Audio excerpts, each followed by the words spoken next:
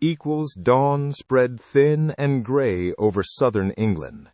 In the control room at RAF Uxbridge, the air was already thick with pension and cigarette smoke. Squadron leader Richard "Dickie" Harrison stared at the plotting table, where small colored markers showed German formations assembling over France. "They're coming again," a controller murmured. Radar reports confirmed the vast armada of bombers gathering, a pattern all too familiar. Outside, the roar of Merlins echoed as Spitfires and Hurricanes took off from Biggin Hill, North Weald, and Tangmere. Every pilot knew what waited beyond the channel, hundreds of Luftwaffe aircraft bearing the Iron Cross. Harrison clenched his hands behind his back, whispering, "This is it. Fighter Command's reckoning." At that hour, none could foresee that this day, September 15th, 1940, would burn into history as Britain's most desperate stand in the sky. Scramble, scramble. The alarm bells shattered the tense silence across RAF North Weald. Pilots leapt from benches, pulling on flight boots and harnesses as mechanics fueled and armed their Hurricanes. Engines coughed to life with the throaty growl of power. Harrison vaulted into his cockpit, heart pounding under his Mae West vest. "Red section, airborne," crackled the radio.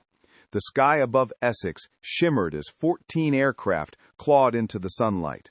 They banked south toward the roaring clouds where German 111 bombers, escorted by sleek Messerschmitts, crossed the coast. The radio flickered with terse voices. "Bandits, 12 o'clock high." Below, the English countryside basked in deceptive calm, unaware that above them a deadly ballet was about to begin. The fate of Britain balanced on spinning propellers and strained courage. At 20,000 feet above Kent, the heavens erupted. Tracer rounds stitched the air as Spitfires dove into bomber formations. Harrison swung his Hurricane toward a Messerschmitt looping into attack position. "Tally-ho!" he shouted, pulling hard on the stick. The G-force pressed him against his seat, sky spinning, instruments trembling. A sudden flash, enemy guns spat fire, and his canopy rattled with impacts. "I'm hit! Minor damage!" he gasped, veering away. Smoke trailed from his left wingtip, but he pushed back into the fight. Across the sky, the sun glared off shattered glass and streaming contrails. Dogfights twisted into white arcs that scarred the blue like chalk on a blackboard. Over the channel, parachutes began to blossom, each one a story, friend or foe, suspended between life and death. The radio crackled. "Enemy bombers heading for London. All groups intercept immediately." Deep underground, Air Vice Marshal Keith Park stood before the glowing map table at RAF Uxbridge, headphones pressed against one ear. WAAF plotters swept markers across the board as female voices relayed updates from radar stations. "Raid approaching London from the southeast, altitude 15,000. Park's calm voice belied the chaos above. "Send them everything we've got," he ordered. Commander Dowding's message came through. "Hold the line, no reserves left." Park rubbed his temples. Down here, battles were fought not with bullets, but decisions measured in seconds. One wrong call could cost a squadron. "Vector 090, Angels 20, he said into the mic, sending Harrison's group against the next wave. On the surface, the sun gleamed on rooftops as civilians watched tiny silver specks weaving like gnats in the sky, unaware of how close the line had come to breaking. By noon, smoke coiled above London's skyline. German Heinkels released their bombs over docks and railway lines as anti-aircraft batteries erupted below. The thunder of explosions rolled across the Thames.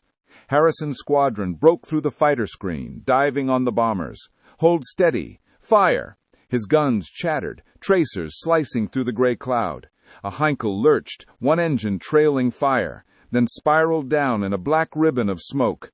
Yet even as cheers burst over the radio, fresh formations approached.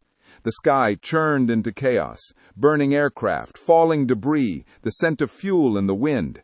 "We're stretched thin," came the voice from command. No one answered. They were too busy fighting the storm above a city that refused to bow.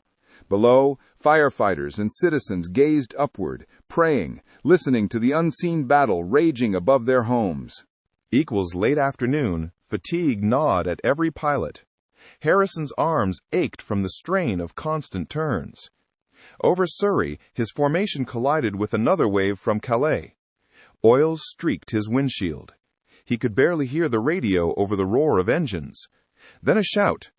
"I'm going in! Good luck, boys!" A flaming hurricane plunged past him, trailing smoke, disappearing into cloud. Harrison clenched his jaw.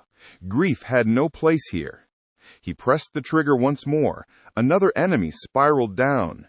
Silence followed, eerie and vast. Fuel low, ammunition gone, he turned homeward through drifting vapor lit by a fragile sunset. The channel glimmered far beneath like molten gold. In that burning sky, heroes lived and fell unseen, each minute cutting deeper into the history of the world. At 5 p.m., the Luftwaffe made one last push. Observation posts screamed warnings. More than 200 enemy aircraft crossing the coast. Park's command center bristled with movement. "We're throwing everything we have." Orders flew across headphones, coordination on the knife edge of collapse. Harrison's squadron, low on fuel, was ordered up again. "Negative. We can still fight," he insisted, voice hoarse. Engines roared one final time as his men climbed into a sky littered with wreckage and fire.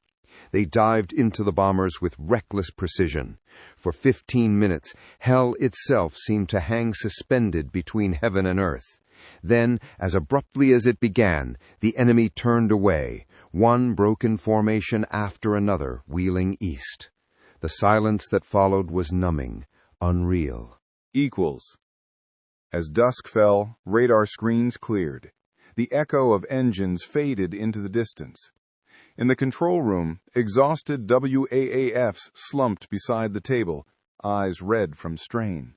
Park exhaled slowly, removing his cap. "We held," he whispered, the words barely audible. Around him, officers exchanged weary smiles. Outside, the sky glowed orange over London's haze. Harrison landed at his base, canopy cracked, wings scarred by battle. His ground crew met him silently, offering a thumbs up and a mug of tea. The wind smelled of oil and ashes, but also of victory. For the first time that day, he allowed himself to breathe. Beneath the fading contrails, Britain still stood. Night settled over Britain. Radio reports trickled in. 42 enemy bombers down, countless more turning back. But the cost was heavy. Empty bunks bore witness to the day's sacrifice. Harrison sat alone by a lantern, hands trembling as he cleaned his goggles. He thought of the faces missing at the briefing table, the laughter, the fear unspoken. "They did their part," he murmured to no one, staring into the dark. In London, civilians gathered outside, cheering the distant rumble of retreating aircraft. Yet for every shout of joy, there was a quiet tear shed for those who would not return. Darkness descended, not as defeat, but solemn victory. A silence filled with gratitude and loss intertwined. The next morning the sun rose soft and pink over England's green fields. Newspapers already called it a turning point, the day the Luftwaffe broke upon the shield of Britain. Churchill's message reached the bases.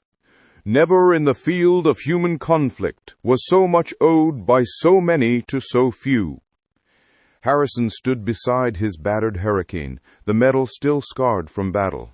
He placed a hand on the wing, eyes closed. Behind him, mechanics worked quietly, preparing for whatever would come next. The war was far from over, but something had changed. The island had survived. And in that fragile victory, hope stirred again. An invisible strength carried on the morning air, across the cliffs of Dover, across the sleeping land they had vowed to defend.